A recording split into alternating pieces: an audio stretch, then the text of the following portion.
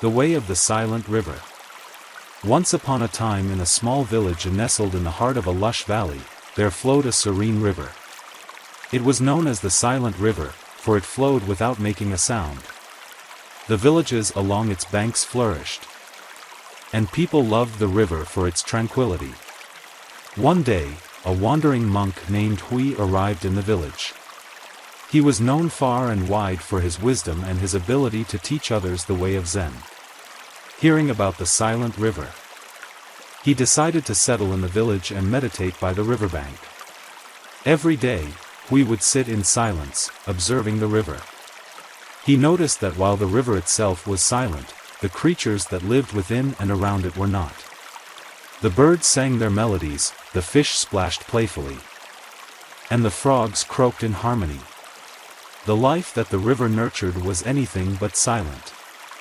Hui decided to teach the villagers about the true nature of silence. He invited them to sit with him by the river and meditate. At first, the villagers were skeptical. But as they spent more time with Hui, they began to understand the beauty of silence and the wisdom it could bring. Years passed, and Hui's teachings were embraced by the villagers. Many gathered to learn and meditate with him daily, and their lives were enriched by the lessons they learned.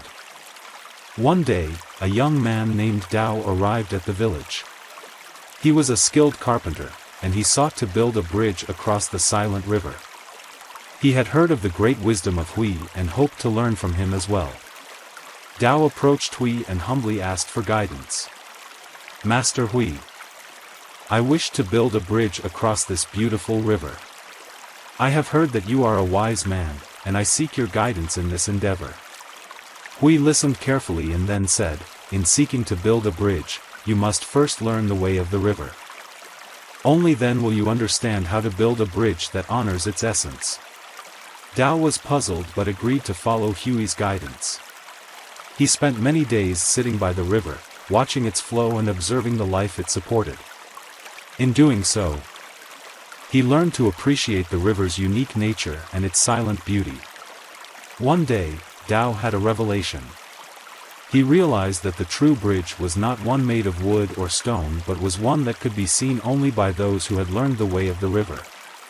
Inspired by this insight, he set about building a bridge without disturbing the river's flow or its creatures, a bridge that would be in harmony with the silent river. As Dao worked on the bridge, the villagers gathered to watch. They were curious about his design and how it would honor the river's essence. Dao explained his vision to them, and they were amazed by his wisdom and understanding. The bridge Dao built was unlike any they had seen before. It was made of natural materials, and its design allowed the water to flow freely beneath it. The bridge seemed to disappear into the surrounding landscape, as if it had always been there. People from all over the region came to admire the bridge and marvel at its harmony with the river. Hui, too, was pleased with Dao's work. He saw that Dao had truly understood the way of the river and had built a bridge that embodied its essence. In time, Hui grew old, and his health began to decline. He knew that his time in this world was limited, and he wanted to impart one final lesson to his students before he passed away. Gathering them by the river, Hui shared his wisdom. "My dear students, I have spent many years teaching you the way of Zen and the beauty of silence. Now, I wish to share with you one last lesson, the lesson of impermanence."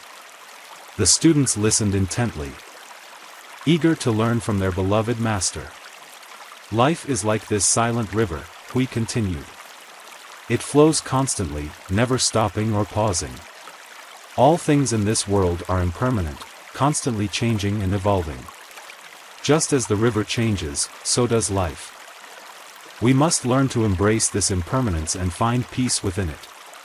Hui's students nodded, moved by his words, and committed themselves to practice and embrace this final lesson.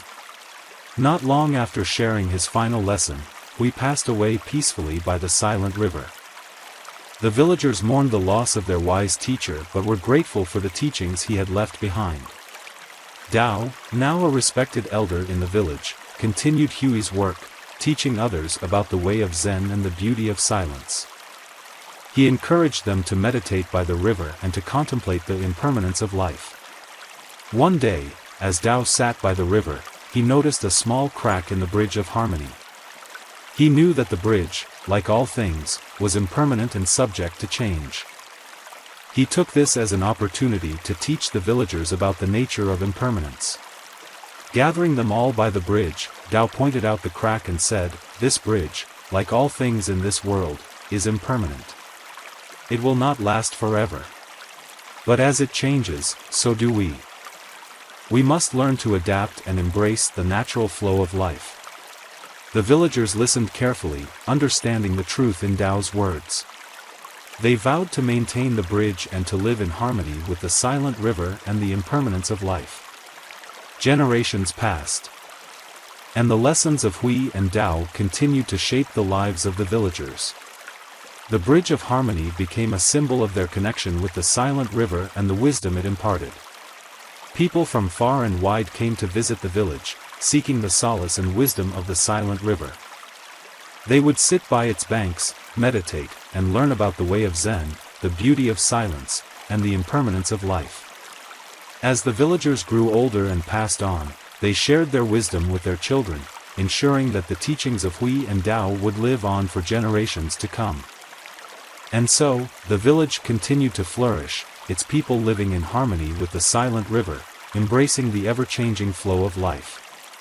Years turned into centuries, and the village by the silent river transformed into a thriving city. The bridge of harmony still stood, a testament to the wisdom of Hui and Tao and a symbol of the city's connection to the river. Though the world around it had changed, the silent river continued to flow, nurturing life in its gentle embrace. Its teachings lived on, a reminder of the importance of silence, the beauty of impermanence, and the way of Zen.